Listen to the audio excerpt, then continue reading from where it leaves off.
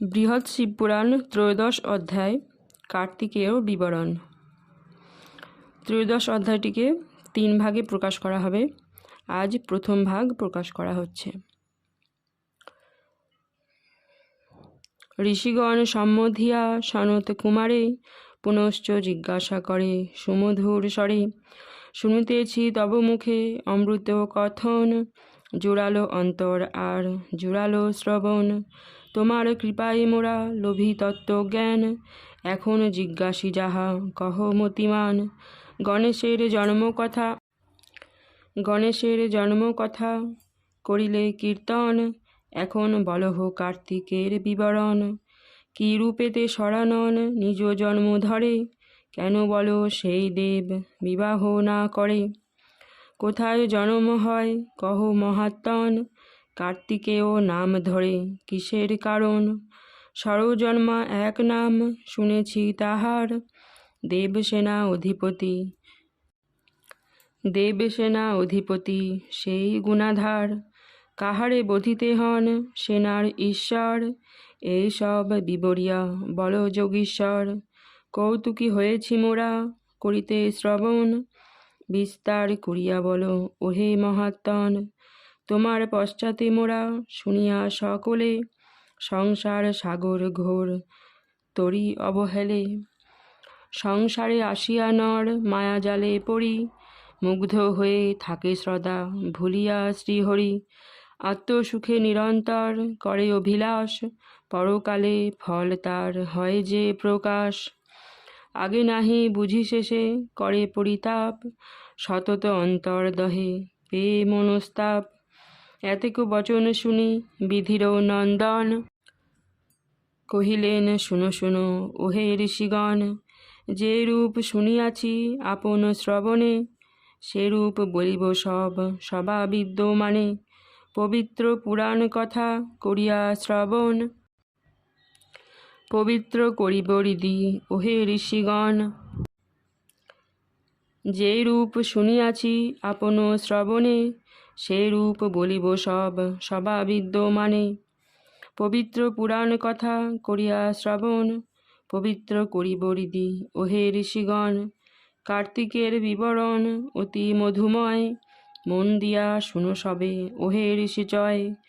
বিবাহ বিমুখ সেই শিবের নন্দন, এমন সুরূপ নাহি হেরি কদাচন। তাহার জন্ম কথা বলিব সবারে, মন দিয়া শুনো সবে অতি ভক্তি ভরে। দক্ষ যজ্ঞে সতীদেহ করি বিসর্জন, দ্বিধারূপে মেনা গর্ভে করেন গমন। 2 ভাগে জন্ম লন হিমালয় ঘরে, প্রথমত গঙ্গা জন্মে উমা তার পরে। জনমিয়া গঙ্গা দেবী সুরপুরে যান, তাহে মেনা হিমগিরি মহা দুঃখ পান।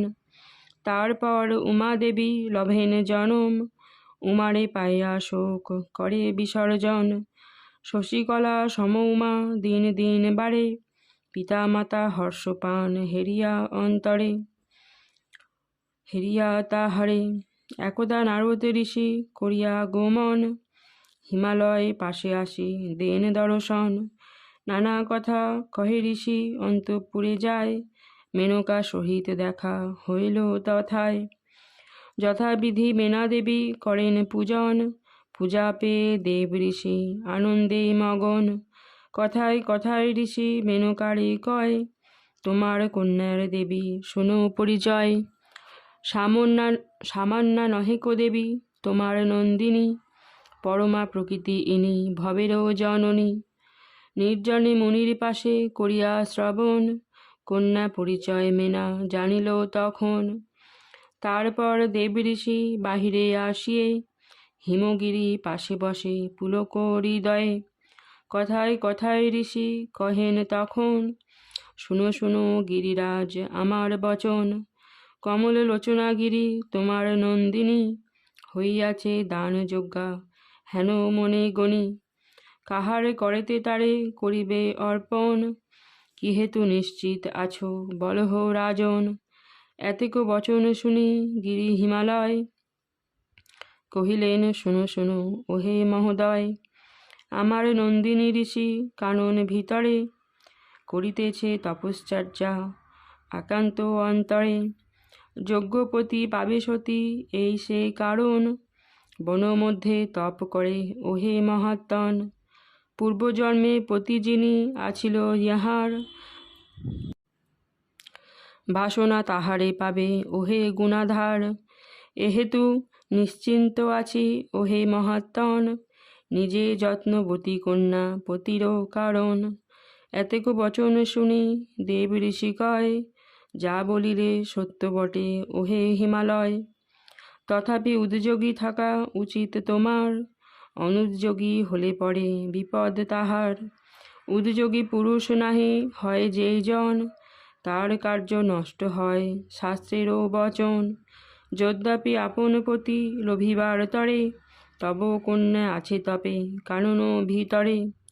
তথাপি উদ্যোগী থাকা উচিত তোমার, কন্যাদান ফল হেতু ওহে গুণাধার।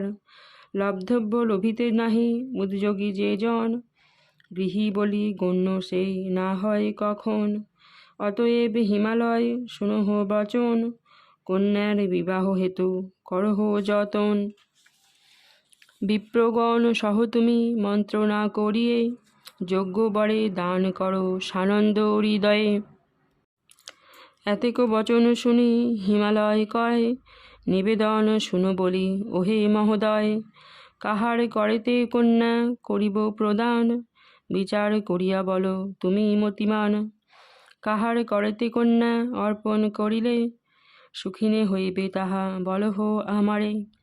সর্ববেত্তা তত্ত্বজ্ঞানী তুমি মহাশয়, প্রকাশ করিয়া বলো উচিত যা হয়। এতেক বচন শুনি নারদ ধীমান, কহিলেন শুনো শুনো ওহে মতিমান। যজ্ঞপতি আছে গিরি তোমার কন্যার, যাহার কারণে কন্যা কানন মাঝার। যাহারে লোভিতে যত্ন করিছেন সতী, উপযুক্ত পাত্র তিনি কৈলাসের পতি। স্বয়মাত্মা মহাবাহু যেই মহেশ্বর, কুবের যাহার গৃহে নিয়ত কিঙ্কর। দেবগণ পূজনীয় সেই পঞ্চানন, তাহার করেতে কন্যা করহ অর্পণ। এতেক বচন শুনি হিমালয় কয়, আমারও বাসনা তাই ওহে মহোদয়। অর্পণ করিব কন্যা মহেশের করে, অন্যথা নাহি কইতে কহিনু তোমারে। শুনো শুনো দেব ঋষি আমার বচন, শিবেরে আনহ তুমি আমার সদন। দেব ঋষি এই কথা শুনিয়া শ্রবণে, তথাস্তু বলিয়া যান মহেশ সদনে।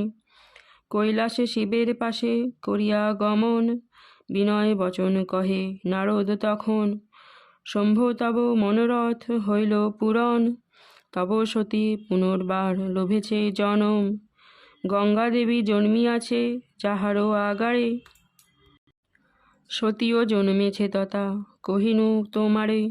তোমাকে পাইবে পতি এই সেই কারণ, মহাবনে তপ করে ওহে পঞ্চানন।